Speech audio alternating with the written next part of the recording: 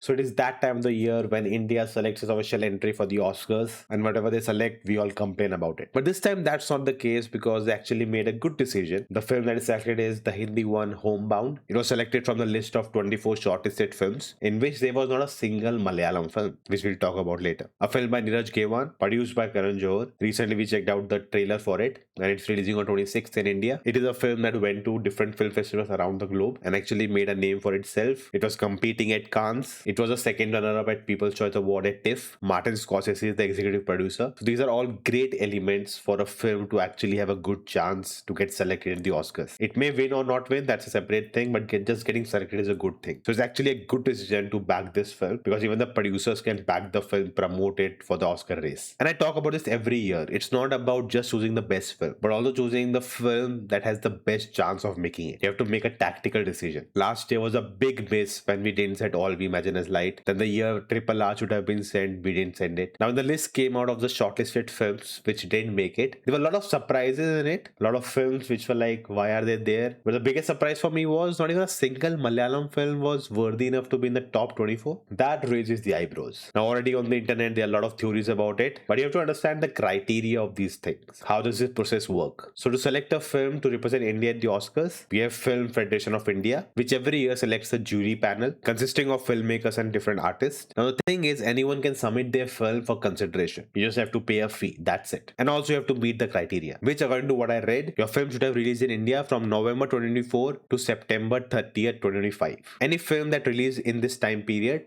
can apply for this. And that is why you see a lot of names that you would not consider for best movie, but they're still in the list because they were submitted by the producers of those films. Now, I don't know how many entries they got, but the final shortlisted list was just these 24, out of which they chose one. And senses really prevailed that they chose the right one. Now the question is, why not a Malayalam film? Maybe a Malayalam film didn't apply for it. That could be a reason. And I actually went back to see what are the films that released in that time period. And none of the films really stood out to me, to be in this list. Maybe they could have been. Now already there are a lot of theories why they were none, because of some controversies that happened before. There's a lot of politics being played on it. There are a lot of allegations around it. But we all don't know what the real truth is. We can just guess. And you can do that and let me know your thoughts in the comments below. Are you happy with this decision? I'll then check out this video next, and I will see you next time.